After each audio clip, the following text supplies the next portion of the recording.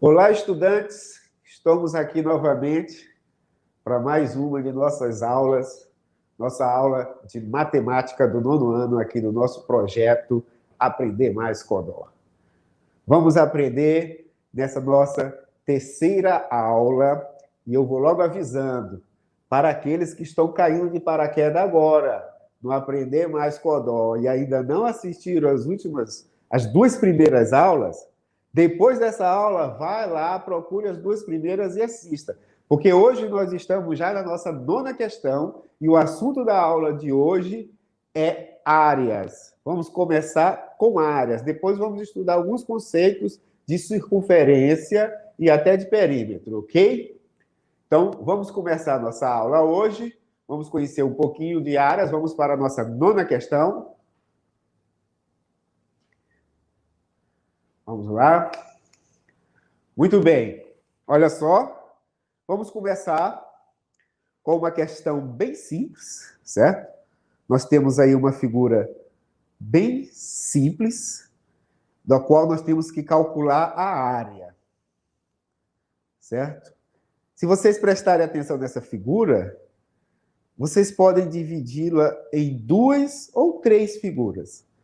Vamos ver aqui no quadro como podemos resolver facilmente a área dessa figura. Vamos dividir a tela entre quadro e exercício. Ok?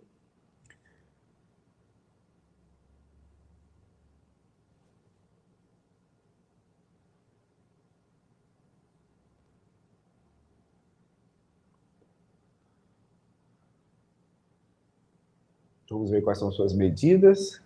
Aqui são 5 centímetros. Aqui são 6 centímetros. Aqui é 4. Aqui são 3 centímetros. E embaixo são 8 centímetros. É isso? Por favor, alguém me ajude? São 8 centímetros. Ok, perfeito. Então, nós queremos saber a área desta figura. Perceba que eu posso dividir essa figura em duas figuras aqui, ó.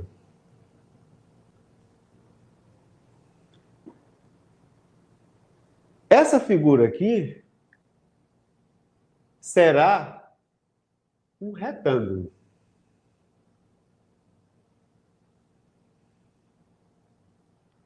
E essa figura aqui é uma que nós chamamos de trapézio. Vocês viram na aula passada o que é um trapézio. Só que eu digo para vocês o seguinte: podemos fazer diferente. Ao invés de dividirmos essa figura em um retângulo e um trapézio, podemos dividi-la em duas figuras bem mais simples. Veja só. Um retângulo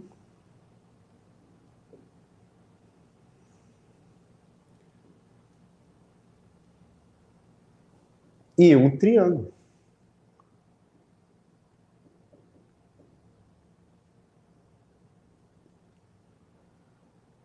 Calcular a área de um retângulo é muito simples. De um trapézio já é um pouco mais complicado. Por isso, quando você divide essa figura nessas duas figuras aqui, fica mais fácil calcular a área da figura toda do que na primeira divisão que nós fizemos, em que nós fizemos a divisão da figura, transformando a figura em um retângulo e um trapézio. Então, primeira lição de hoje sobre calcular a área de figuras que não são figuras planas conhecidas, simples. Faça a melhor divisão possível. Você pode dividir uma figura maior em figuras menores, mas de forma em que o problema fique mais complexo, mais difícil ou menos complexo. Então, vocês viram duas divisões. Essa segunda divisão entre triângulo e retângulo é bem mais fácil. Então, aprendida essa primeira lição, o que nós precisamos saber, é claro, é como se calcula a área de um triângulo, de um retângulo. Esses são conceitos simples que vocês já viram em diversos anos do fundamental. Então, vamos relembrar aqui alguns conceitos, certo? Olha só. Para calcular a área, por exemplo, de um quadrado,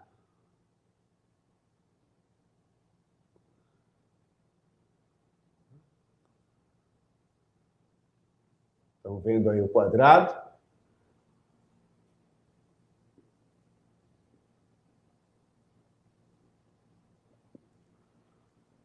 Qual é a característica principal do quadrado, além dos 4 ângulos retos? Todos os 4 lados são iguais. Então, eu vou chamar o lado do quadrado de L. Aqui mede L, aqui mede L, aqui mede L, aqui mede L. Certo? O que é L é um número qualquer. Certo? L é o número que representa a medida do lado. Então, como é que eu vou calcular a área do quadrado?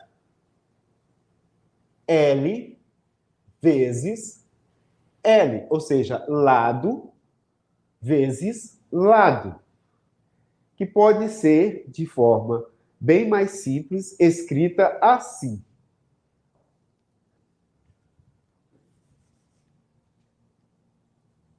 L elevado ao quadrado.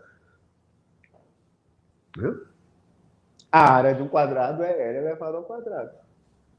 Por que será que isso aqui nós chamamos de elevado ao quadrado e isso aqui nós chamamos de quadrado? Uma coisa tem a ver com a outra, pode ter certeza.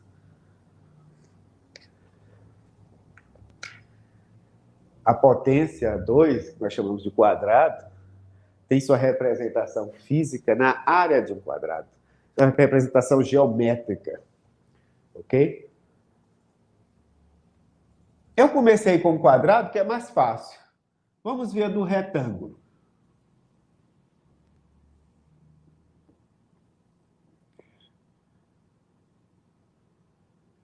Esse é um retângulo. Veja que no retângulo, este lado é igual a este, mas ambos não são iguais a este. Certo? Neste caso aqui. Este é igual a este e este é igual a este. Então, vamos nomear o lado menor aqui de altura, H. Vamos chamar essa medida aqui de altura H. Mede quanto? Mede H. E vamos chamar esse lado aqui a medida de B. B de base. Ok? Então, neste caso, a área do retângulo se calcula da mesma forma que a área do quadrado. É lado vezes lado, lado vezes lado, lado vezes lado. Então, a gente coloca assim, ó, base vezes altura. Bem simples, não é? Todos vocês estão lembrando disso, não estão? Agora vamos para o triângulo.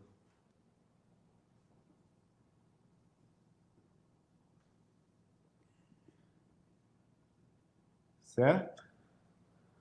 Vamos chamar essa medida aqui de base. E essa aqui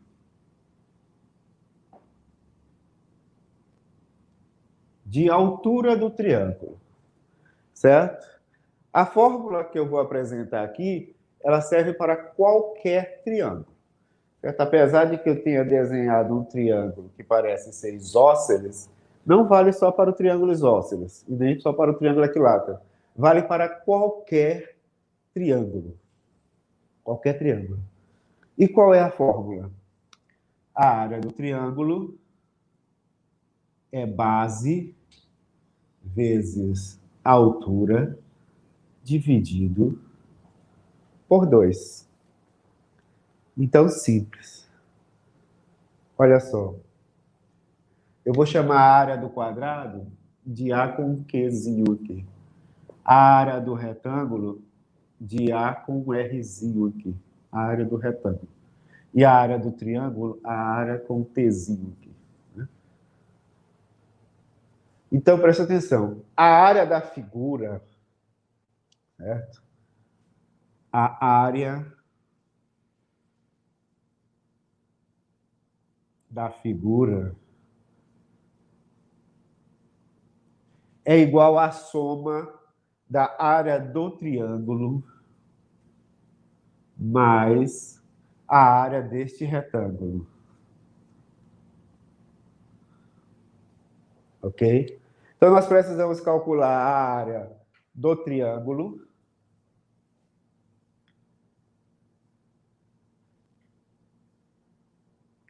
que é como base vezes altura dividido por 2. Base vezes altura dividido por 2. E temos que calcular a área do retângulo, que é o quê? Base vezes altura. Ok? Vamos lá? A base desse triângulo mede quanto? É simples perceber isso, olha só. Se daqui para cá mede 8 e daqui para cá mede 4, aqui também mede 4. Professor, o seu desenho está muito mal feito. Esse 4 aqui nem chega perto desse 4. O desenho está mal feito. Isso é bom para vocês aprenderem outra lição sobre questões de geometria. Você deve se basear apenas nas leis da matemática para resolver o problema, nunca na aparência do desenho. Muitas questões vêm com desenhos desproporcionais, propositalmente, para que o aluno pensa. Ele diz, resolva alguma coisa sobre o triângulo. E existe alguma lei que você pode deduzir se o triângulo for retângulo. Você olha a figura e diz, esse triângulo parece retângulo, então eu vou deduzir que ele é retângulo. Você pode até acertar, mas é muito arriscado você sair deduzindo as coisas só pela aparência, ok? Você tem que achar alguma regra, alguma lei que determina que aquele triângulo é retângulo. Então, não se baseie pela aparência. Então, apesar do desenho não mostrar, do desenho parecer uma coisa diferente, olha só, se daqui até aqui é 4, e daqui até aqui é 8, é claro que daqui até aqui é 4. Então, a base do triângulo é 4. E qual é a altura? Olha só. 3. O que sobra para cá é 3. Daqui para cá também é 3. Então, é 4 vezes 3. Que dá quanto? 12. Como isso aqui está tudo em centímetro, é o quê? 12 centímetros. Opa, até eu agora me... 12 centímetros quadrados. Eu botei o 4, pois credo. Aqui, ó. Opa. Eu estava calculando, era o quê? O triângulo. Olha, o professor está com a cabeça longe. Né? Desculpe. Presta atenção aqui, ó. Base 4, altura 3, dividido por 2, né? 12 dividido por 2 dá igual a 6 centímetros quadrados. Ok. Me distraí um pouco, calculei aqui. Vamos calcular agora o retângulo. Base 8 vezes a altura 3. 3 vezes 8, 24 centímetros quadrados. Ok? Vamos dar um tempo aí para vocês respirarem, preste atenção. Agora nós vamos calcular a área da figura toda. Né? Eu vou chamar apenas de área. Vai ser o quê? 6 mais 24, que até onde eu sei dá 30 centímetros quadrados. Então, vamos voltar lá para a alternativa. Qual é a alternativa? Letra A. 30 centímetros quadrados, ok? Estão enxergando bem aí? Muito bem. Começamos fácil. uma questãozinha fácil. O público está chegando. Se não conseguiu aprender, volte novamente. Assista quantas vezes quiser. O importante é que você aprenda. E, novamente, uma dica.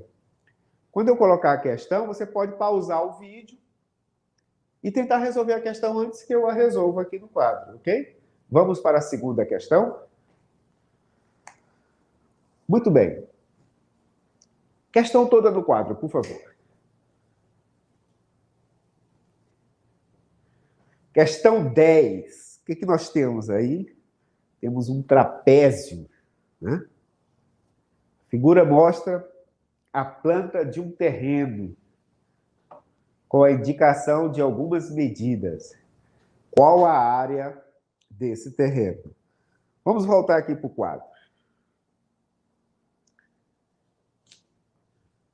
Nós já aprendemos aqui a calcular a área do quadrado, a área do retângulo e a área do triângulo.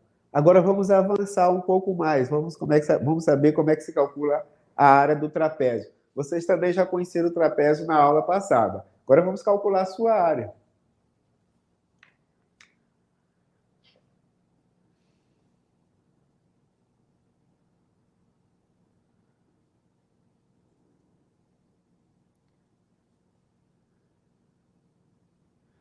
Olha só, os elementos do trapézio são o seguinte. Nós chamamos esse segmento aqui de base. E esse segmento aqui, nós também chamamos de base. Ok? Para diferenciar um do outro, nós chamamos esse aqui de base menor e esse aqui de base maior. E vamos representar a base menor com um B minúsculo e a base maior com um B maiúsculo. Então, esse B maiúsculo representa esta medida. E este B minúsculo representa esta medida. E a distância de uma base para a outra, nós chamamos de altura. E vamos representar com esse H aqui. E como é que se calcula a área do trapézio?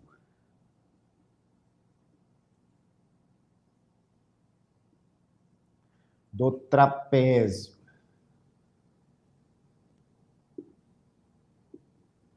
Vamos lá? Vamos ver se tem espaço aqui. Certo? A área do trapézio é calculada assim.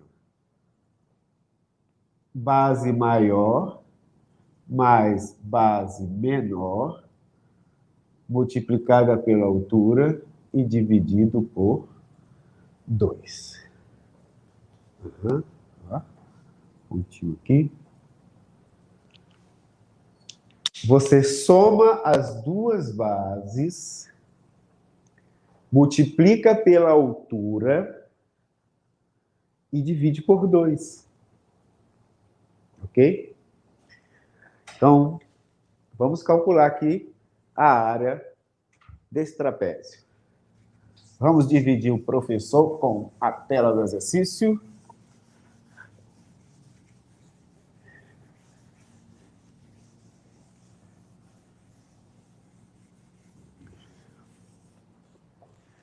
Muito bem. Vamos desenhar aqui o trapézio que vocês estão vendo aí no exercício.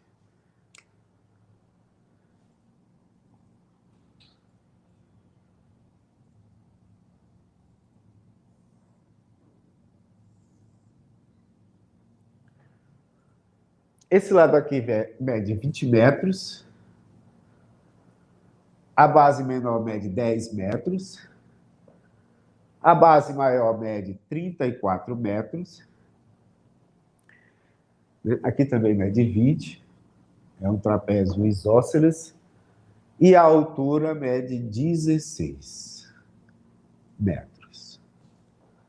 Olhem para a fórmula. Base maior mais base menor vezes a altura dividido por 2.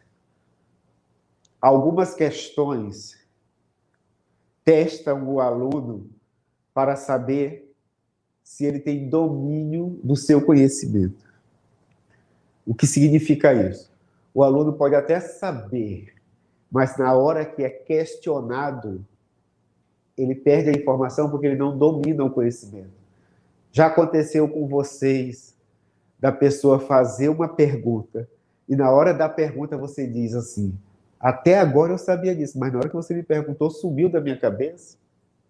Já aconteceu isso com vocês? Acontece sempre. E com o nervosismo de uma prova, quando o estudante está fazendo uma prova, quando ele não domina o conhecimento, quando ele não tem certeza daquilo que ele sabe, o nervosismo faz ele esquecer ou ficar em dúvida.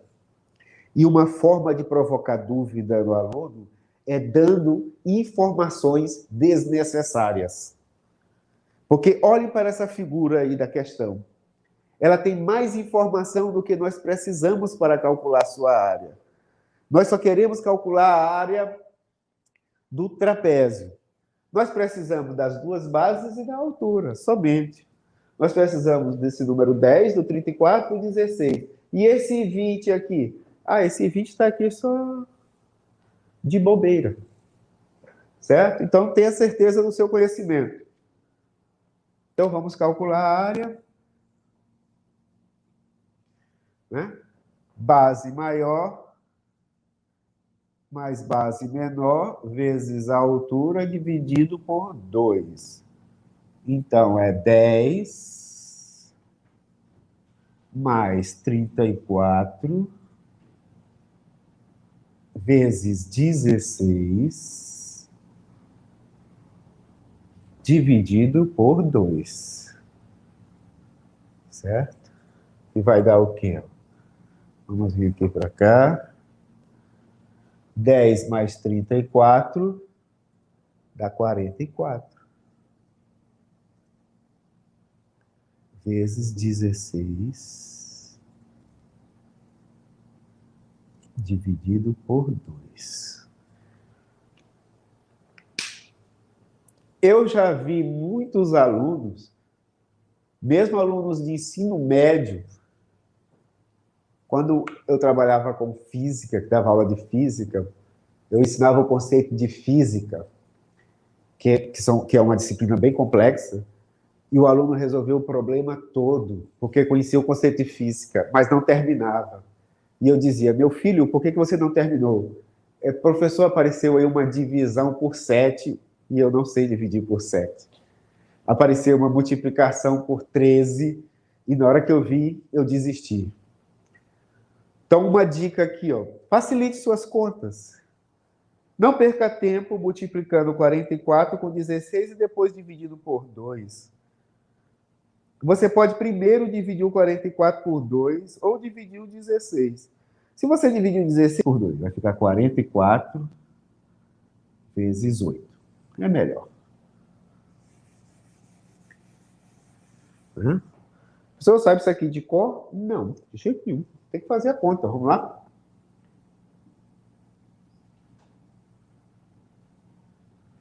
Então, 8 vezes 4, 32. Então, 3. 8 vezes 4, 32. 32 mais 3, 35. Então, nós temos 352 metros quadrados, que é a letra D. Ok? Um novo assunto. Ok? Nossas duas primeiras questões da aula de hoje foram sobre áreas. Agora vamos estudar um pouco da circunferência. Temos aqui uma circunferência, certo? E aqui nós temos o que nós chamamos de círculo. Ok? Vamos definir o que é uma circunferência. A definição geométrica de uma circunferência é a seguinte: nós chamamos de circunferência o conjunto do plano, né, o conjunto do plano de pontos que estão à mesma distância de um outro ponto, de um único ponto. Certo? Então, escolha um ponto do plano e o conjunto de todos os pontos que estão à mesma distância desse ponto formam a circunferência. É assim. Se você escolhe um ponto qualquer do plano e escolha outro ponto do plano que está a certa distância, esses pontos estão a uma certa distância um do outro. Se você começar a escolher todos os pontos do plano que estão à mesma distância desse ponto que este, o que você vai formar? Você vai formar a circunferência. Né? Todos esses pontos que estão aqui estão à mesma distância desse ponto central aqui. E esse objeto geométrico aqui, nós chamamos de circunferência. Ok? Quais são os elementos principais de uma circunferência? Nós temos a circunferência em si, nós temos o ponto central da circunferência e a distância deste ponto central a qualquer um ponto da circunferência, nós chamamos de raio. Quando nós traçamos um segmento de um ponto da circunferência a outro, passando pelo centro, nós chamamos esse segmento de diâmetro. E nós devemos observar a seguinte relação entre o diâmetro e o raio. O diâmetro tem o dobro do tamanho do raio. Ele é formado por dois raios. Vejam, aqui temos um raio e aqui temos o outro. Por isso dizemos que o diâmetro é 2 vezes o raio. Ou, de forma equivalente, que o raio é a metade da medida do diâmetro. Ok? E sobre a própria circunferência, nós também estamos interessados em saber o seu comprimento, ou seja, quanto ela mede. E a sua medida é dada por essa fórmula aqui, ó. A circunferência é igual a 2 vezes π vezes o raio. 2 vezes π vezes o raio. Esse é o comprimento da circunferência, ou seja, se você for medir a distância daqui até aqui, vai dar isso aqui. Mas quem é esse π? Vamos relembrar quem é π. π é o número irracional, né, que aproximadamente pode ser simplificado para 3,14. Que é obtido quando você divide o comprimento da circunferência por 2 vezes o raio. Ou seja, quando você faz essa medida empiricamente, ou seja, medindo mesmo na vida real, quando você mede uma circunferência e depois divide pelo diâmetro, ou seja, 2 vezes o raio, você obtém um número irracional que não importa o tamanho da circunferência, o número que você obtém é sempre o mesmo. Por isso esse número é especial, recebe o nome de π e tem esse símbolo aqui da letra grega, π. Ok? É importante também sabermos diferenciar a circunferência do círculo. A circunferência é o conjunto dos pontos que estão aqui distante a esse ponto central. Já o círculo é o conjunto de todos os pontos internos e a própria circunferência. Então, é o conjunto dos pontos que estão à mesma distância ou menor. Então, todos os pontos que estão a uma certa distância do ponto central e todos os pontos que estão a distância menor formam essa figura que nós chamamos de círculo. É como se fosse uma circunferência cheia, certo? nós estamos levando aqui em consideração os pontos aqui, que nós poderemos chamar de pontos da borda, e todos esses pontos aqui internos. Ou seja, circunferência não tem área, mas círculo tem. E como é que se calcula a área do círculo? A área do círculo é calculado como π vezes r ao quadrado. Ok? Então, com esses poucos conhecimentos sobre circunferência e círculo, já podemos resolver bastante exercícios. Vamos resolver o próximo exercício. Tela cheia no exercício, por favor. Tela cheia. Vamos prestar atenção. Vamos ler a questão com calma. Vamos prestar atenção. E enquanto vocês leem a questão, eu vou dar alguns detalhes e algumas dicas sobre essa questão. Vamos lá. O inseto vai se deslocar sobre uma superfície esférica, de raio 50 centímetros. Quem tem o raio 50 centímetros é a esfera. Desde o ponto A que vocês estão vendo aí na figura até o ponto B.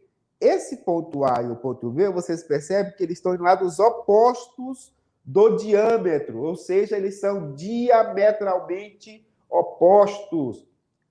Não se preocupe com palavras difíceis. É só olhar a figura que você entende o que ela significa.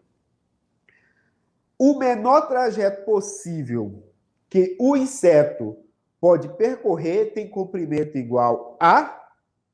Vamos lá. Olho na questão. Primeira dica. A questão fala de esfera. Então, a primeira coisa que o aluno vai pensar é que ele tem que ter conhecimento sobre esferas. Mas se você prestar atenção bem na pergunta, ela não se trata de esferas. O que é que nós queremos saber? Nós queremos saber o menor trajeto possível que o inseto pode percorrer, né, entre os pontos A e B. Vamos dar uma olhada aqui no quadro.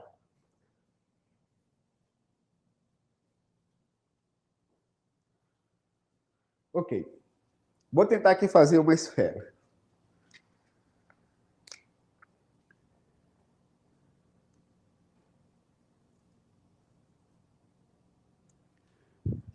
Certo. As técnicas de desenho dizem que a gente deve fazer aqui uma coisinha aqui assim, para dizer que é uma esfera. Pronto, agora tem cara de esfera. Ok? Agora, imagine uma secção passando pelo centro da esfera. Né? Imagine um corte aqui. Vai ficar mais ou menos assim.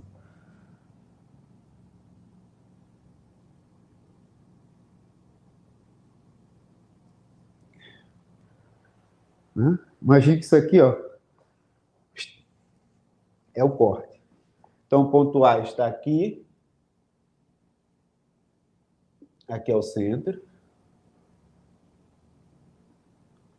E o ponto B está aqui. Certo? Então, o inseto vai ter que caminhar daqui até aqui. É óbvio que ele não pode caminhar por dentro da esfera, porque ele está na superfície de uma esfera, como se ele estivesse na superfície de uma bola. Ele não vai furar a bola e atravessar voando. Ele vai percorrer pela superfície da esfera. A questão mesmo diz isso. É pela superfície da esfera. Então, ele vai andar por aqui, ó. E o que é que ele vai ter que andar? Ele vai ter que andar isso aqui, ó.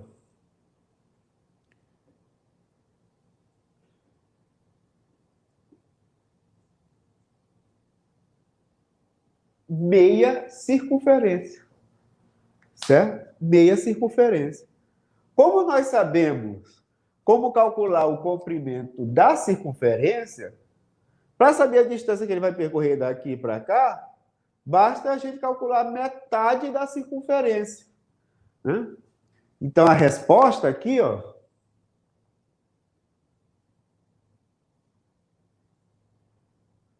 vai ser o comprimento da circunferência 2πr dividido por 2, que vai dar o quê? 2πr, R é quanto? 50 centímetros. Dividido por 2, né? Que vai dar 50 π. Ou seja, nossa resposta é a letra 50 π. Nós temos na letra D, 50 π centímetros. Ok? Tranquilo? Essa questão foi bem simples. Agora nós vamos passar para uma questão um pouquinho mais complexa. Vamos ler?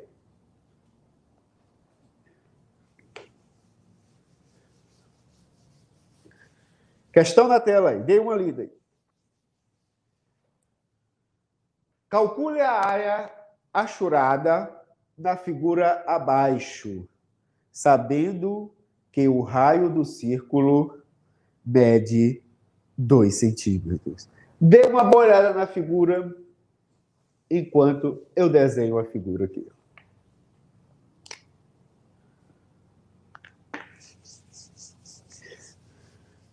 Estudantes, prestem atenção. Eu já ensinei para vocês em aulas anteriores. Existem duas maneiras, entre outras, de se resolver um problema. Você pode fazer de maneira direta ou de maneira indireta. E esse problema aí nós vamos resolver de maneira indireta. Divide a tela com o professor aí, por favor.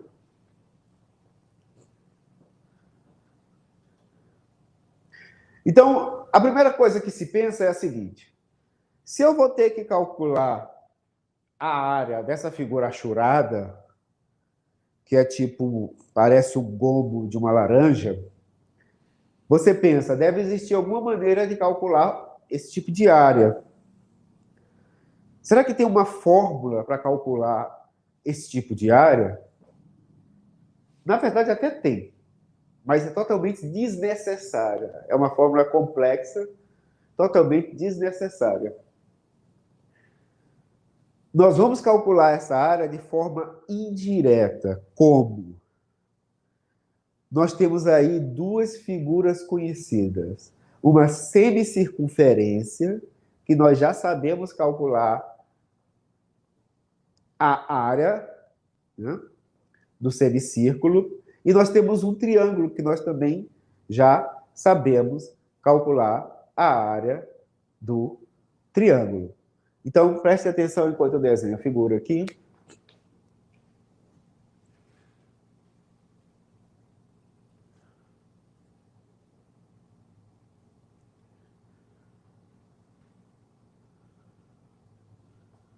Tudo bem? Ponto A, ponto B, ponto C. O raio do círculo mede 2 centímetros. Isso aqui mede 2 centímetros, né? Daqui para cá, que é o ponto O. Então, vamos prestar atenção aqui. Ó. Como é que nós vamos calcular esta área aqui?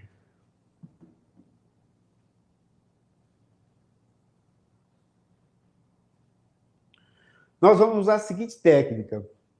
Nós vamos calcular primeiro a área do círculo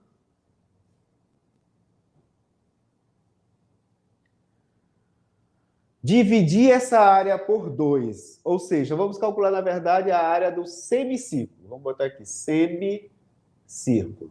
A área do círculo, como vocês viram, é π vezes r ao quadrado. Isso aqui é a área do círculo completo. Ó.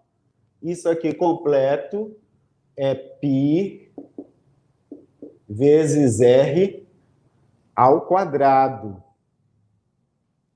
Mas como eu quero só essa parte aqui, ó, eu quero isso tudo aqui.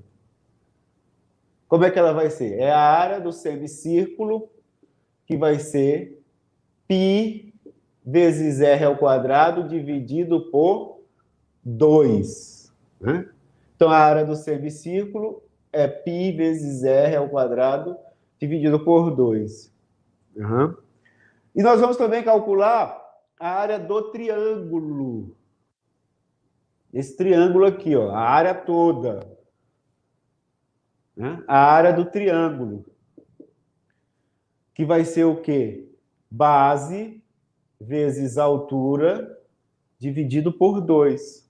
Então, ó, a área do triângulo é igual a base vezes altura dividido por 2. Certo? Mas nós não queremos nem a área do semicírculo, nem a área do triângulo. Nós queremos apenas essa parte achurada. Ora, nós podemos obter essa parte fazendo isso aqui, ó. A área que nós queremos, que eu vou chamar somente de área, vai ser a área do semicírculo menos a área do triângulo. Então, ó, já respondemos a questão toda, só falta o cálculo. Agora você chama o estagiário e ele faz a conta. Ok. Então, agora, vamos só substituir os valores e fazer a conta. Vamos lá. Π vezes r ao quadrado dividido por 2, né? Essa aqui é a área do semicírculo. Vamos lá. Vai ficar π, né? O raio é 2 centímetros, então é 2 ao quadrado dividido por 2, né?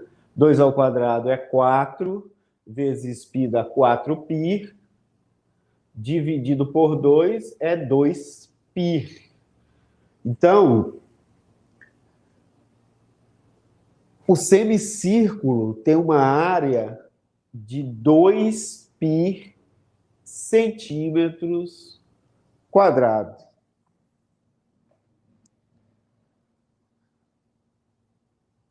Agora vamos calcular a área do triângulo. Qual é a base do triângulo? Ó, isso aqui é a metade da base. Então, a base tem 4 centímetros. Né? 2 centímetros aqui, 2 centímetros aqui. Então, a área do triângulo vai depender da base da altura, que é 4 vezes a altura. Quanto é que mede a altura do triângulo? Não tem aí na questão. Agora danou-se, né? Se você lembra da pergunta, ele disse que 2 centímetros é o comprimento do raio. Como aqui é o centro da circunferência, ou do círculo, tanto faz, isso aqui também mede 2 centímetros. Ok? Então, a altura do triângulo é 2 centímetros. Né? Dividido por 2 vai dar o quê? 4. Então, a área do triângulo é 4. Né? Base vezes a altura, 4 vezes 2 dividido por 2. 4 o quê? Centímetros. Então, pronto. Agora, para calcular a área da figura que nós queremos, nós pegamos a área da semicircunferência, que é 2π, menos a área do triângulo, que é 4. E a resposta é isso aqui, ó. 2π menos 4. Vamos ver as alternativas. Divide, por favor, com o professor. 2π menos 4. Vamos lá. Letra A diz o quê? 4π menos 2. Não. A letra B. 2 menos 4π. Não. A letra E diz 2 vezes 2π menos 2. 2 vezes 2π dá 4π. Aqui tem 2π. Então, não. A letra D dá 4 vezes π menos 1. Não. Espera aí. Não tem nada parecido a essa resposta aqui. Calma, não se afobe. Essa é outra dica sobre questões de alternativa, por provas, testes, concursos. Nem sempre a sua resposta que não aparece nas alternativas está errada. Às vezes, você só precisa fazer alguma simplificação, colocar alguma coisa em evidência, mudar a forma. Se você prestar atenção aqui, ó, nós podemos colocar aqui o 2 em evidência. Ó. Nós temos aqui 2π e aqui nós temos 4. 4 é a mesma coisa do que 2 vezes 2. Então, você pode tirar esse 2 aqui daqui e tirar esse 2 daqui. Colocar em evidência, abrir o parênteses, vai ficar π menos 2. Não é isso? Perceba que 2 vezes π é 2π e 2 vezes 2 é 4. Então, a resposta é a letra C. Ok? 2, vamos a mais um fim de nossa aula, né? De nossa preparação aqui para as provas que vêm pela frente. Sou o seu professor Wallace Martins, professor de matemática do 9º ano aqui do projeto Aprender Mais Codó. E me despeço para vocês e espero vocês no próximo encontro. No próximo sábado, estamos aqui novamente. Não esqueça, né, abaixo do vídeo, na descrição do vídeo, né, abaixo do vídeo, na descrição do vídeo, acesse o link da frequência. Não esqueça da frequência. E lembre-se, esse link só fica ativo durante a aula de sábado. Não pense assim, eu vou assistir depois, assisto amanhã. Você vai perder a frequência. Então, o link só está disponível durante a aula de sábado.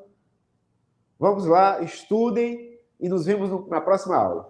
Eu, Dávila Holanda, do 9º ano, participo do projeto Aprender Mais Codó. Venha você também!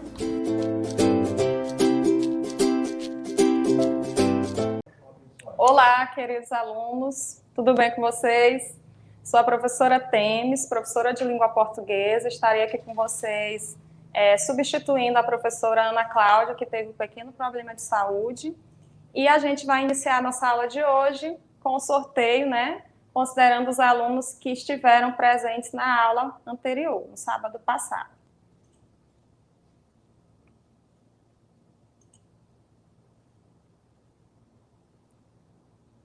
Os alunos sorteados de hoje, né? Quero parabenizar os alunos sorteados de hoje. Nós temos a Flávia Mariane Silva Barroso, da Unidade Integrada Municipal Evangélica Estevão Ângelo de Souza, e o Laílson Cauã Lima da Silva, da Escola Cívico-Militar Najib Buzá.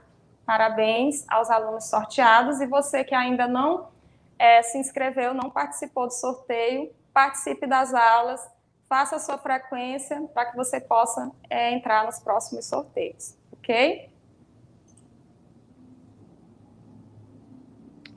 Vamos dar início, então, à nossa aula de hoje. Como eu já disse, né, eu me chamo Temes, sou graduada em Letras, especialista em Língua Portuguesa e Literatura Brasileira e também em Educação de Jovens, Adultos e Idosos.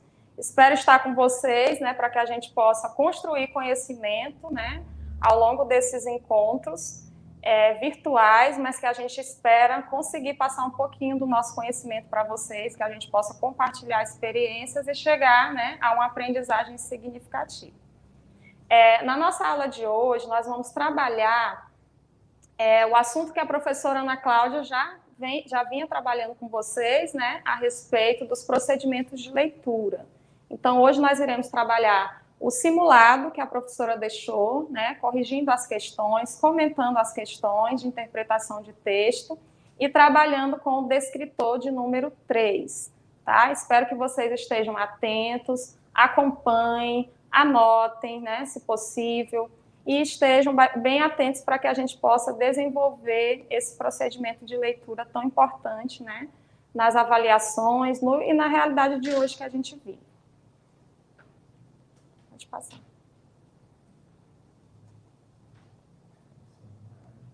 Então, o tópico da nossa aula de hoje, procedimentos de leitura. A gente vai discutir o descritor de número 3. O que diz o descritor de número 3? Inferir o sentido de uma palavra ou expressão. Nós vamos aprender como inferir o sentido de uma palavra ou expressão dentro do texto, tá? E para isso a gente precisa compreender um pouco o que significa inferir, né? A palavra inferir ou inferência, nós vamos aprender e vamos descobrir o que essa palavra propõe para que a gente possa chegar nas respostas adequadas dentro do texto. Pode passar. Então, eu coloquei aqui para vocês, né, o que é inferir. Inferir significa deduzir, concluir por inferência ou por dedução. Geralmente por indício de fatos ou de raciocínio. Então, quando a gente vai fazer a leitura de um texto, nós não vamos encontrar todas as respostas explícitas lá no texto. Nós precisamos, enquanto leitores, né, ter essa sensibilidade de ler além daquilo que está escrito, né? Ler nas entrelinhas, conseguir fazer deduções, fazer relações, para que a gente consiga interpretar os sentidos adequados do texto que a gente está trabalhando. Então, na aula de hoje, a gente vai conhecer quais são os recursos que podem nos ajudar a chegar nas inferências adequadas dentro da leitura e interpretação de texto. Então, como eu falei no início, né, ao ler um texto, as informações elas podem estar explícitas, ou seja, elas podem estar de forma bem clara, onde a gente vai conseguir perceber, mas elas também podem estar de forma implícita.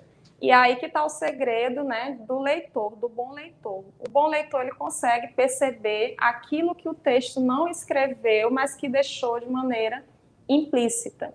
Então, nós vamos trabalhar essa habilidade, né, na aula de hoje, que é inferir, tentando chegar às conclusões a partir dessas informações. Então, o texto, ele nos fornece um conjunto de informações, nem tudo vai estar dito, mas a partir daquilo que a gente lê, a gente vai conseguir estabelecer sentidos e chegar a essas informações. E para chegar a essas informações, um elemento fundamental para o estudo do texto é o contexto. Na língua portuguesa, tudo depende do contexto. Então, muitas vezes, você faz a leitura de um texto e aí, porque você não sabe o significado de determinada palavra, você acha que você é incapaz de compreender o texto, né? E, na verdade, aquela palavra, muitas vezes, não vai ser tão indispensável para que você compreenda, né, o sentido total do texto, o sentido global do texto, porque você vai se basear no contexto, ou seja, em que situação aquela palavra foi inserida, né? Em que momento aquela palavra foi trabalhada, e a partir daí você vai construir sentidos. E eu trouxe aqui para vocês, né, um exemplo que a gente vai trabalhar para a gente entender a importância do contexto, né, para compreender os sentidos.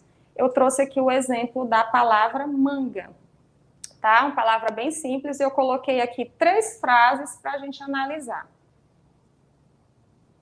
O exemplo de número 1, né? Coloquei aí, minha manga rasgou, preciso levar a costureira. Quando eu falo manga, né? Se eu falar a palavra manga isoladamente, pode ser que venha à sua mente, no primeiro momento, a questão da fruta, né? A manga como fruta. Mas quando a gente analisa a palavra manga dentro dessa frase, ou seja, dentro do contexto, a gente vai conseguir chegar ao sentido adequado, ao sentido apropriado.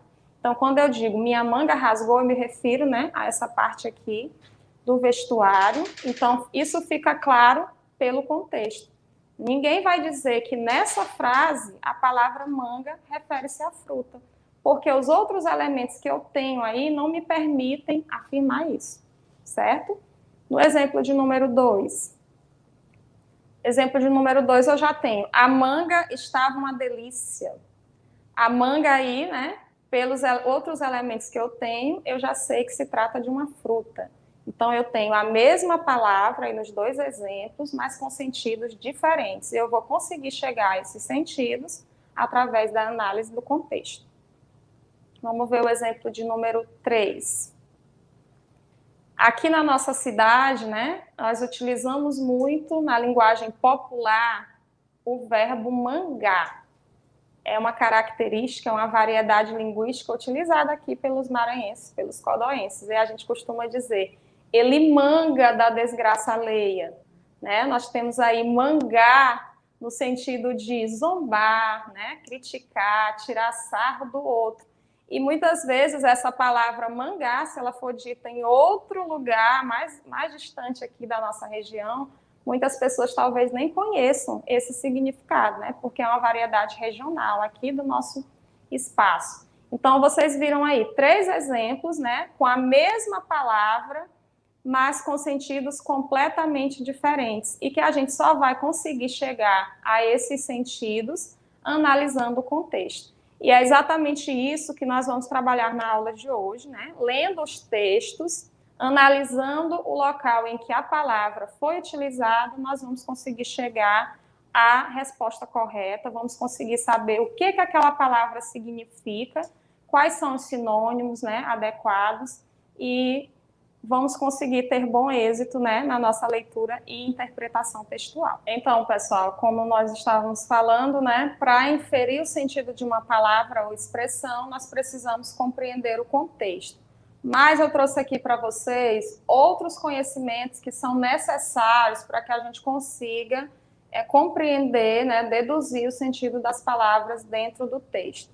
Nós precisamos compreender os conceitos de denotação, conotação e polissemia. Certamente, ao longo aí dos estudos de vocês já ouviram falar em conotação ou sentido conotativo, já ouviram falar em denotação ou sentido denotativo, né?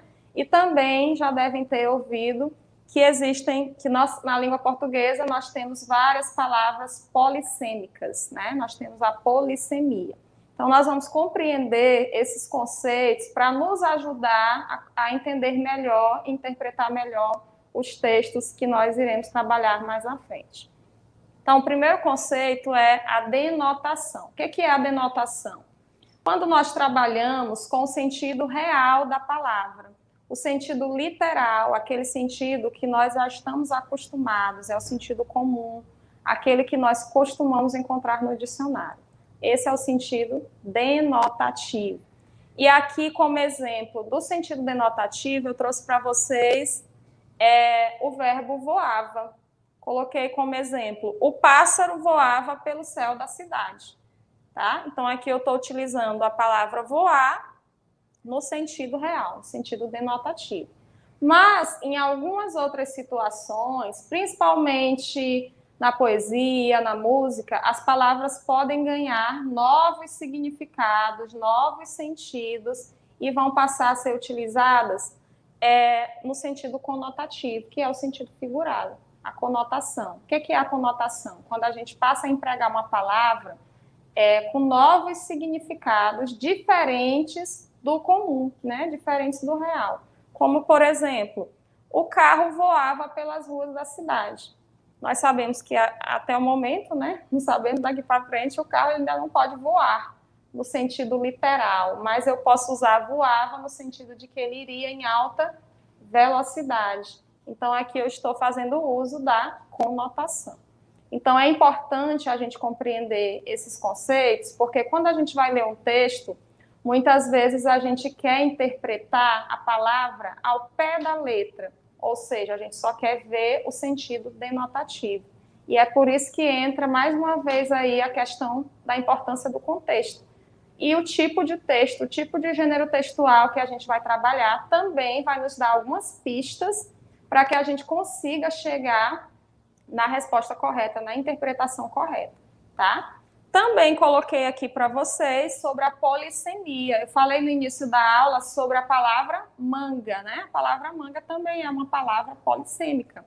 Em cada contexto, ela adquire um novo significado. E eu coloquei aqui outro exemplo da palavra cabeça, tá? Então, eu tenho, não estou com cabeça para isso, minha cabeça está doendo e você é a cabeça do projeto. Então, eu tenho aí a palavra cabeça usada em 3 situações diferentes, com significados diferentes. Então, eu tenho a mesma palavra com múltiplos sentidos. E para eu chegar ao sentido apropriado, eu preciso exatamente analisar o contexto. Ok? Pessoal, vamos dar continuidade à nossa aula agora, trabalhando o simulado que vocês já realizaram, tá? A gente vai fazer o comentário e a correção dessas questões do simulado, trabalhando esses procedimentos de leitura, o descritor de número 3, tá bom? Então, Então, nós temos aí a primeira questão do nosso simulado, tá? A gente precisa ler esse texto com o máximo de atenção e nós temos aí 4 alternativas para analisar, certo? Então, vamos lá, acompanhe comigo a leitura do texto. O texto diz assim: novo acordo ortográfico. Após várias tentativas de se unificar a ortografia da língua portuguesa, a partir de 1º de janeiro de 2009, passou a vigorar no Brasil e em todos os países da Comunidade de Países de Língua Portuguesa o período de transição para as novas regras ortográficas que se finalizam em 31 de dezembro de 2012. Algumas modificações foram feitas no sentido de promover a união e proximidade dos países que têm o português como língua oficial: Angola, Moçambique, Cabo Verde, Guiné-Bissau, São Tomé e Príncipe, Timor-Leste, Brasil e Portugal. No entanto, não é necessário que haja aversão às alterações, pois são simples e fáceis de serem apreendidas. Além disso, há um prazo de adaptação que dá calmaria a todo o processo de mudança. A ABL, Academia Brasileira de Letras, dispõe de um link para quem tiver dúvidas sobre o acordo. É só acessar www.academia.org.br e procurar o serviço ABL Responde, à direita na página. No entanto, não há prazo para que as respostas sejam enviadas, já que cada pergunta passará por análise da Comissão de Lexicografia e Lexicologia. Visite esta seção e tire todas as suas dúvidas de maneira rápida e objetiva, proporcionada por uma linguagem simples e prazerosa. Fique sabendo de todas as mudanças ortográficas significativas para o Brasil. É só clicar e informar-se. Então, nós temos aí, né, um texto falando sobre o novo acordo ortográfico, e a nossa questão, o enunciado da nossa questão, ele se refere ao 5º parágrafo, o último parágrafo desse texto. Então, nós vamos precisar voltar ao 5º parágrafo, para fazer a leitura desse 5º parágrafo, para a gente poder estabelecer o sentido adequado. Então, lá no 5º parágrafo, nós temos: é só clicar e informar-se. Vocês estão observando aí que a palavra clicar, ela está toda em caixa alta, né? Ela está destacada, porque nós queremos saber nessa questão qual é o verbo que pode substituir o clicar. Clicar é um verbo que nós utilizamos muito hoje, né? Com o avanço da tecnologia, nós temos utilizado bastante. Mas dentro do contexto, o que significa clicar? Aí nós temos como alternativas apertar, acessar, instalar ou fixar. Então, quando a gente vai analisar, né, a gente está observando aí no texto que ele está fazendo uma divulgação da página da Academia Brasileira de Letras, né, que vai responder as dúvidas sobre o novo acordo ortográfico. Então, quando ele diz é só clicar e informar-se, ele está se referindo a essa página que vai tirar a dúvida do leitor, né? Então, quando eu digo clicar, eu me refiro a acessar. Então, você vai acessar o site que já tem aí, né? www.academia.org.br.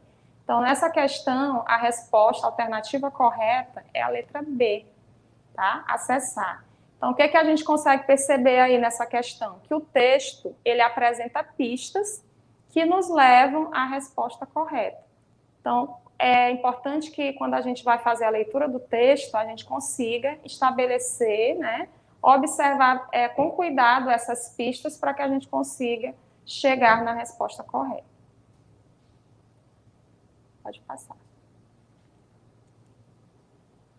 Vamos agora aí para a questão de número 2. Temos outro texto, né, cujo título é Não estresse, você tem mais tempo do que pensa.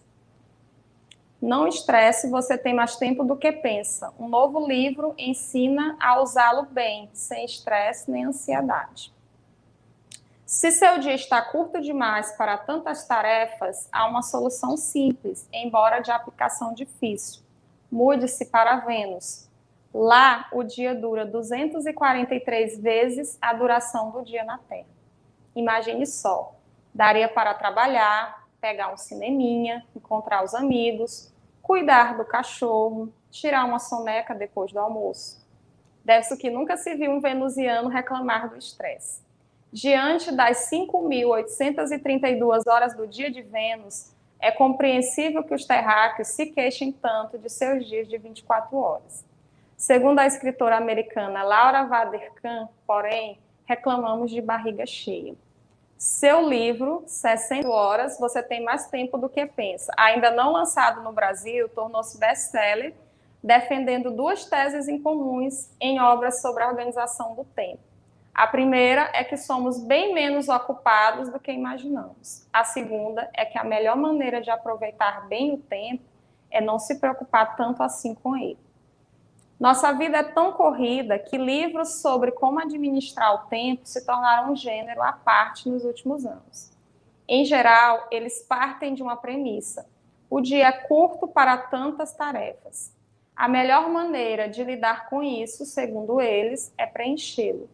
De forma rigorosa, cumprindo todas as tarefas de trabalho, sem procrastinar e planejando o tempo restante para aproveitar cada segundo com a família ou praticando esportes. Nós fizemos aí a leitura na íntegra, né, do texto, e nós temos o seguinte enunciado, né, a respeito desse texto. Diz o seguinte: no texto, nós temos aí o seguinte trecho, abre aspas, porém reclamamos de barriga cheia, que está lá no primeiro parágrafo, e nós temos a expressão em destaque de barriga cheia.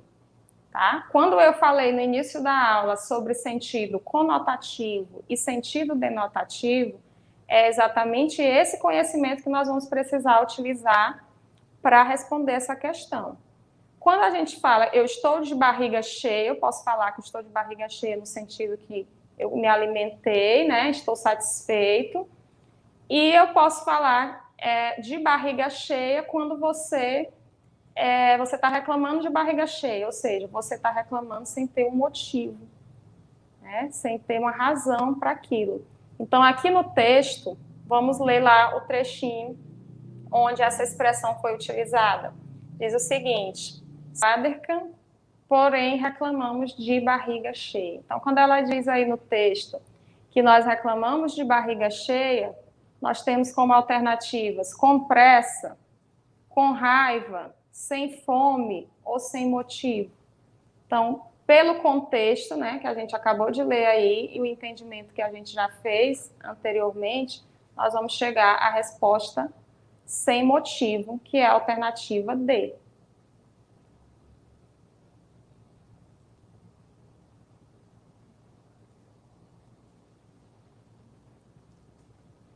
Terceira questão, temos aí outro texto, né, Realidade com Muita Fantasia, que diz o seguinte: nascido em 1937, o gaúcho Moacir Clear é um homem versátil, médico e escritor, igualmente atuante nas duas áreas.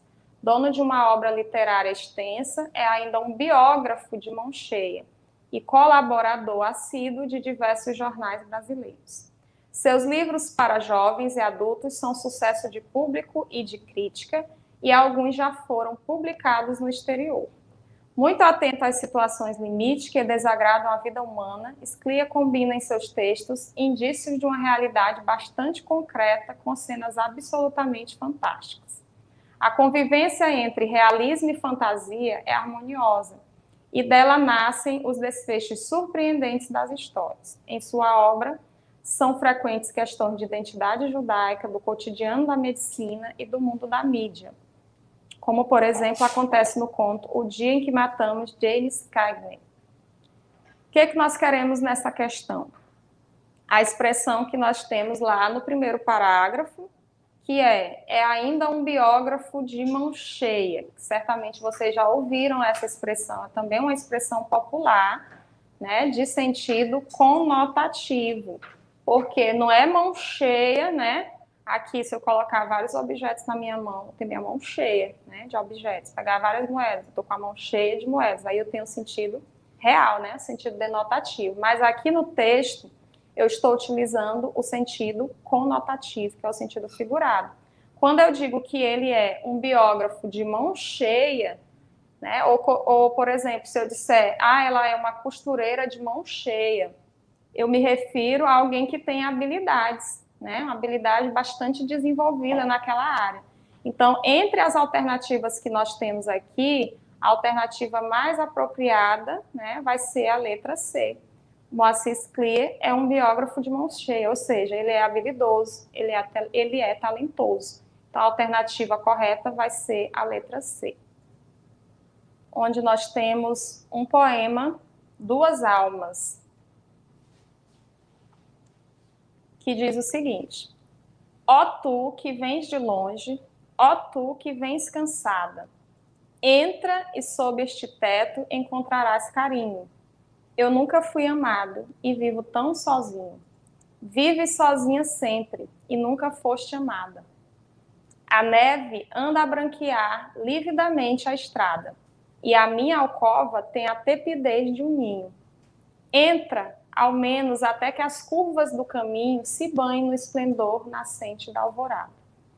E amanhã, quando a luz do sol dourar radiosa, essa estrada sem fim, deserta, imensa e nua, podes partir de novo, ó nômade formosa. Já não serei tão só, nem irás tão sozinha. Há de ficar comigo uma saudade tua, hás de levar contigo uma saudade minha. Muito bonito, né, gente? Poema Duas Almas.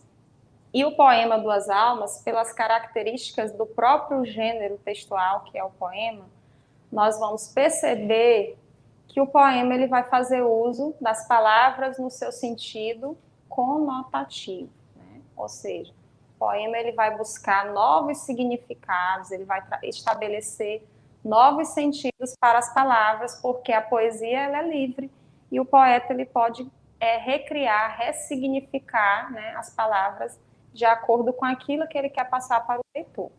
E nós vamos estudar o verso de número 6, que diz o seguinte: e a minha alcova tem a tepidez de um ninho.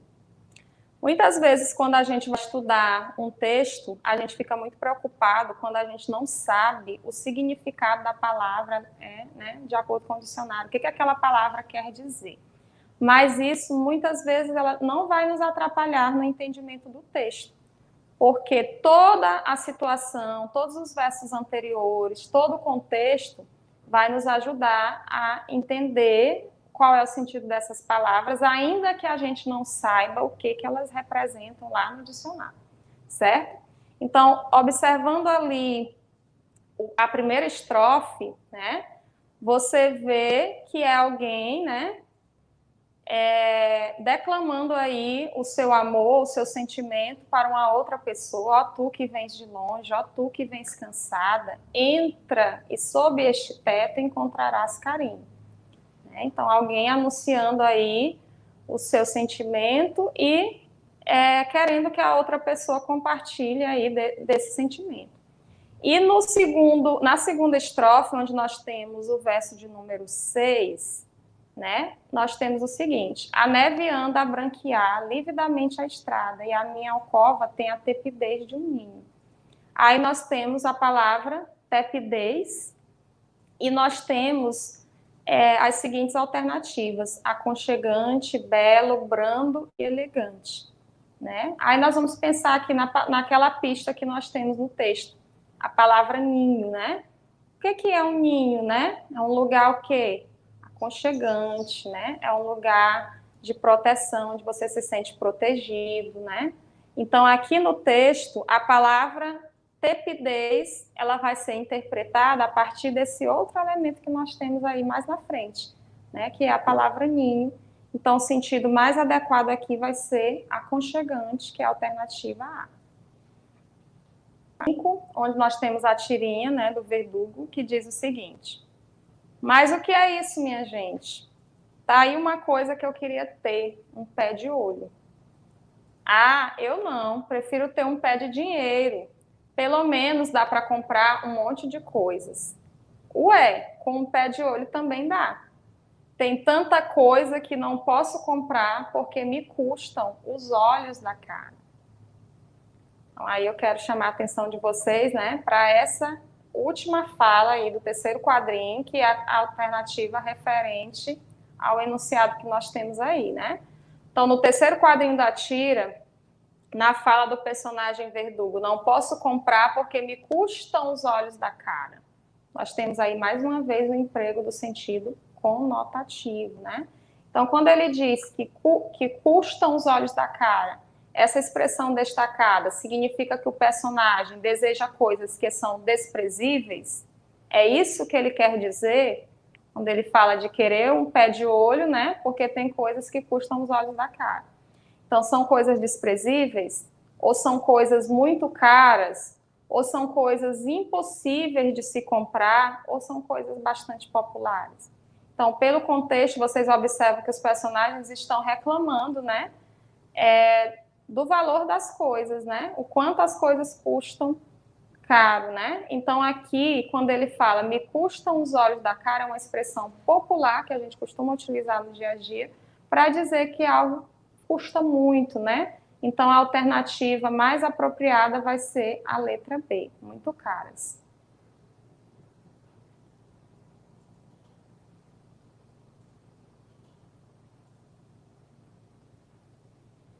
Vamos lá para mais um texto, né? Na questão de número 6, onde nós temos o texto Dicas para economizar água. Para melhor entender o gasto de água, leia e se esforce para fazer sua parte. Na cozinha, lavar a louça com a torneira de pia meio aberta durante 15 minutos consome 117 litros. Limpe os restos dos pratos e panelas com escova e jogue no lixo. Coloque água na cuba até a metade para ensaboar e feche a torneira. O gasto cairá para 20 litros. No tanque, lavar roupa por 15 minutos pode gastar 279 litros. O melhor é acumular a roupa, colocar água no tanque para ensaboar, deixando a torneira fechada. Com uma mangueira semi-aberta, gastam-se 560 litros para lavar o carro. Se o serviço for feito com balde, o consumo cai para 40 litros. Torneira fechada é igual a desperdício. Com a torneira aberta, você gasta de 12 a 20 litros de água por minuto. Se deixar pingando, são desperdiçados 46 litros por dia. Então, aqui nós temos, né, pessoal, dicas, né, para economizar a água na cozinha, no tanque e utilizando a torneira fechada. E o nosso enunciado, ele vai se referir a essa frase que foi colocada aí no texto, que diz: o melhor é acumular a roupa. A palavra acumular, que está aí destacada no enunciado, ela pode ser substituída sem alteração de sentido por qual palavra? Então, nós vamos observar, né, que o texto está dizendo que lavar roupa por 15 minutos pode gastar 279 litros. O melhor é acumular a roupa, colocar água no tanque para ensaboar, deixando a torneira fechada. O acumular a roupa é o deixar a roupa, é o guardar, é o juntar ou é o pendurar? Nessa alternativa aí, né, ele está dizendo acumular no sentido de deixar a roupa ali de molho no tanque para ensaboar. Então, eu vou, dessa forma, economizar água. Então, aqui nesse caso, na alternativa, na questão 6, a alternativa apropriada vai ser a letra A, deixar, né? Acumular no sentido de deixar a roupa ali do tanque para lavar tudo de uma vez e assim acabar economizando água. Questão de número 7, pessoal. Temos outro texto, cujo título é bucolismo. Bucolismo é o termo utilizado para designar uma espécie de poesia pastoral que descreve a qualidade ou caráter dos costumes rurais, exaltando as belezas da vida campestre e da natureza, que é uma característica do arcadismo. A base material do progresso consubstanciava-se nas cidades. Mudava o mundo, modernizavam-se as cidades e, consequentemente, redobravam os problemas dos conglomerados urbanos. A natureza acenava com a ordem nos prados e nos campos. Os indivíduos resgatavam sentimentos corroídos pelo progresso. Os árcades buscavam a vida simples, bucólica, longe do burburinho citadino. eles tinham preferência pela vida nos campos, próxima à natureza. Então, aqui, pela leitura desse texto, a gente compreende, né, o que é bucolismo. E essa alternativa, ela vai se referir a essa última frase do nosso texto, que diz que os árcades buscavam a vida simples, uma vida do campo, uma vida mais tranquila, certo? Então, uma vida bucólica nesse sentido, né? De preservar os costumes rurais do campo, né? De valorizar esse estilo de vida. Longe do burburinho citadino, né? Longe do burburinho citadino. A palavra destacada aí é burburinho. E o que quer dizer burburinho? Quer dizer, ele diz que os árcades, eles buscavam fugir, né? De toda aquela vida agitada, de tudo que a cidade proporcionava, eles tentavam se refugiar no campo, certo? Então, quando eu uso a palavra burburinho citadino, ele se refere a toda essa agitação da cidade, tá? Não é só a buzina, não é só o cansaço, não são os sussurros, é toda a agitação que quem vive na zona urbana, né, presencia, né, pelo trânsito, pela vida corrida, movimentada e tudo mais. Então, nesse contexto aqui, a palavra burburinho representa agitação, ou seja, alternativa A. Onde nós temos um texto que vai falar sobre leitura. Leitura, quem começa não para mais. É uma entrevista que diz assim, Mundo Jovem, né, a revista Mundo Jovem, fez essa entrevista com a Elizabeth D'Angelo Serra. E aí a revista Mundo Jovem pergunta, qual a importância da leitura para os jovens? E a Elizabeth D'Angelo responde, a leitura no mundo moderno é a habilidade intelectual mais importante a ser desenvolvida e cultivada por qualquer pessoa e de qualquer idade. Os jovens que não tiveram a oportunidade de descobrir os encantos e os poderes da leitura terão mais dificuldades para realizar seus projetos de vida do que aqueles que escolheram a leitura como companhia. Apesar dos atrativos atuais trazidos pelas novas tecnologias, hoje há um número expressivo de jovens que leem porque gostam e, ao mesmo tempo, são usuários da internet. Aqueles que são leitores têm muito mais chances de usufruir da internet do que aqueles que não têm contato com a leitura de livros, jornais e revistas. Contudo, é a leitura literária que alimenta a imaginação, a fantasia, criando as condições necessárias para pensar um projeto de vida com mais conhecimento sobre o mundo, sobre as coisas e sobre si mesmo. Uma mensagem: nunca é tarde para começar a ler literatura. Portanto, aqueles que não trilharam esse caminho e desejam experimentar, vale a pena tentar. Aí nós temos a outra pergunta do Mundo Jovem. Como nos tornamos leitores? Como desenvolvemos o gosto pela leitura? E a Elizabeth responde, só há uma maneira de nos tornarmos leitores, lendo. E essa atitude é cultural, ela não nasce conosco. Tem que ser desenvolvida e sempre alimentada. O entorno cultural em que a pessoa vive é determinante para que a habilidade de ler tenha chances de crescer. Ela é fruto do exemplo e das oportunidades de contato com a cultura letrada em suas diversas formas. O exemplo e as oportunidades são criados por adultos que estão próximos às crianças e aos jovens. Ok? Vamos lá para a questão que diz o seguinte. No trecho, tem que ser desenvolvida e sempre alimentada. Né? Ele pergunta como é que a gente desenvolve o gosto pela leitura, e ela responde que a leitura ela tem que ser desenvolvida e tem que ser alimentada. Então, aqui eu tenho a palavra alimentada em destaque, né? A palavra alimentada aí não está no sentido de alimento, né? Sentido real da palavra, não está no sentido denotativo, né? Mas está no sentido conotativo. Então, nós temos aí 4 opções de resposta, né? Aperfeiçoada, apreciada, avaliada ou exercitada. Então, ela diz o seguinte, que nós só nos tornamos leitores lendo, né? Essa é uma pista que o texto nos dá. E essa atitude, ela não nasce conosco, ela tem que ser desenvolvida e alimentada. E quando eu digo alimentada, é no sentido de praticar, né? Praticar a leitura, exercitar a leitura. É isso que ela está dizendo aí no 6º parágrafo. Então, a alternativa é apropriada, que vai substituir adequadamente a palavra alimentada aqui, vai ser a alternativa D, exercitada.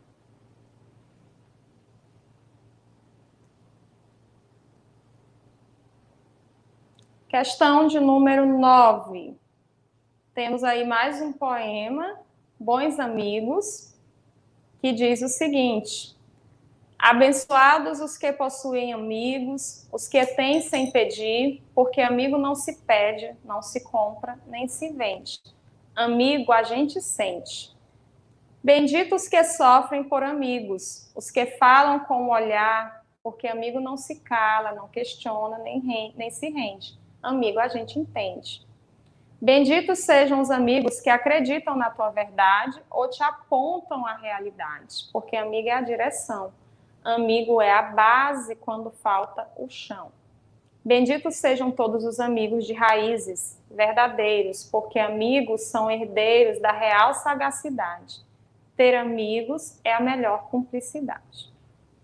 Muito bem, temos aí mais um poema e vamos estudar aí o verso de número 10, que diz que amigo é a base quando falta o chão.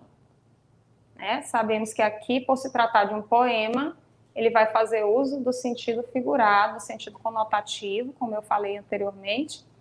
E aqui, quando ele diz que amigo é a base quando falta o chão, quer dizer, quando você está perdido, quando você está com algum problema muito sério, quando você está passando por uma situação difícil, o amigo é a base.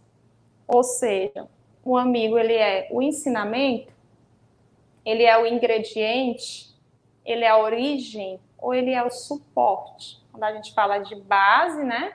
O amigo é a base porque é aquele que nos acolhe, aquele que nos sustenta, né? Então, aqui a alternativa apropriada será a letra D, resposta suporte.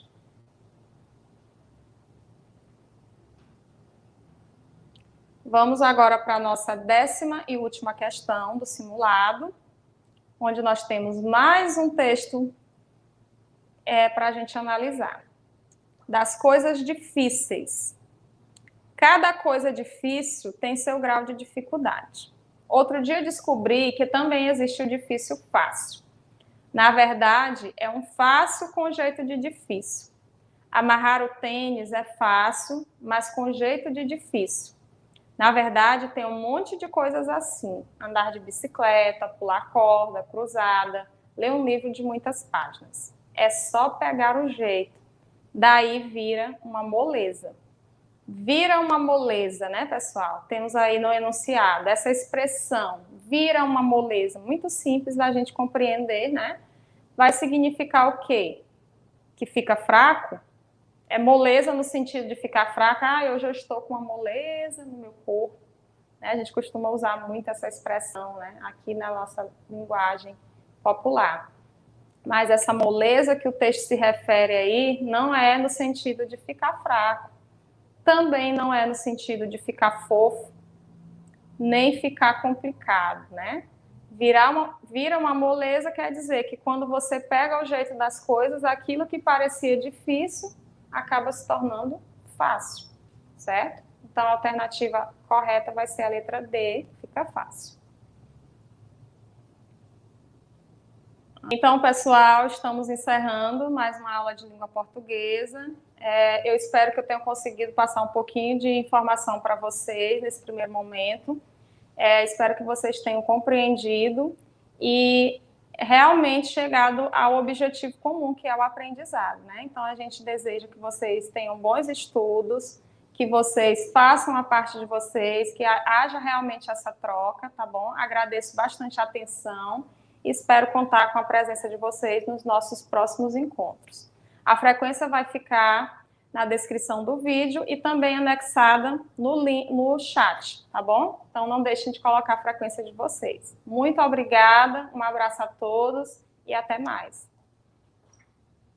A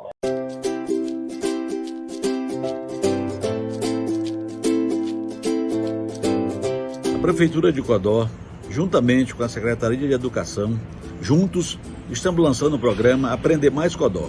O que é esse programa? É um programa de aula de reforço aos sábados, através de lives, onde os alunos de Codó terão tirado as suas dúvidas e melhorado o seu perfil educacional. E eu peço a você, aluno de Codó, participe. Será muito importante a sua participação nessas aulas de reforços.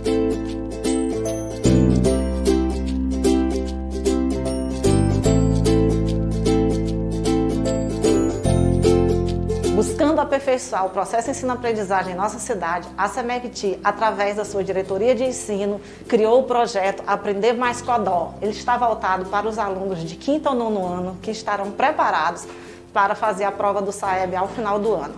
Nós, enquanto secretaria, incentivados e apoiados pelo poder público, que é através do nosso prefeito, Dr. José Francisco, iremos ofertar aulas aos sábados de português e matemática com professores efetivos da rede pública municipal, com o intuito de atingir a todos os alunos, tanto da cidade quanto do campo. E aqueles que não tiverem acesso à internet, através das lives que serão ministradas aos sábados, terão também acesso a todo o conteúdo através do nosso site, do nosso link. Não deixe de participar das nossas lives, das disciplinas de português e matemática.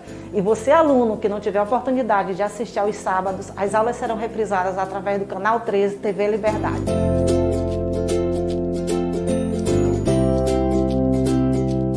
As aulas de reforço do projeto Aprender Mais Codó acontecerão todos os sábados, às 9 horas. E acontecerão através de 2 canais no YouTube. O canal Aprender Mais Codó 9º ano e o canal Aprender Mais Codó 5º ano. Então você, que é aluno do 5º ou 9º ano da Rede Pública Municipal de Codó, todo sábado tem um compromisso garantido com a Secretaria Municipal de Educação e com a sua escola, visto que sua participação e desempenho acarretará em pontuação em todas as disciplinas lá da sua escola, através do formulário de frequência que iremos disponibilizar todas as aulas no chat.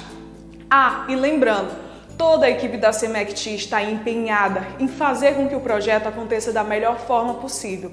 Então, enquanto você, aluno da Rede Pública Municipal, estiver assistindo às lives de reforço, todas as diretorias, coordenações e professores estarão aqui da SEMECTI controlando, prestando suporte técnico a todos os professores que estarão lecionando aqui nesse estúdio e a você que está aí de casa. Então não perca nenhuma aula do projeto Aprender Mais Codó, porque em todas as aulas teremos premiações. Venha você também fazer parte dessa equipe que aprende mais a cada dia.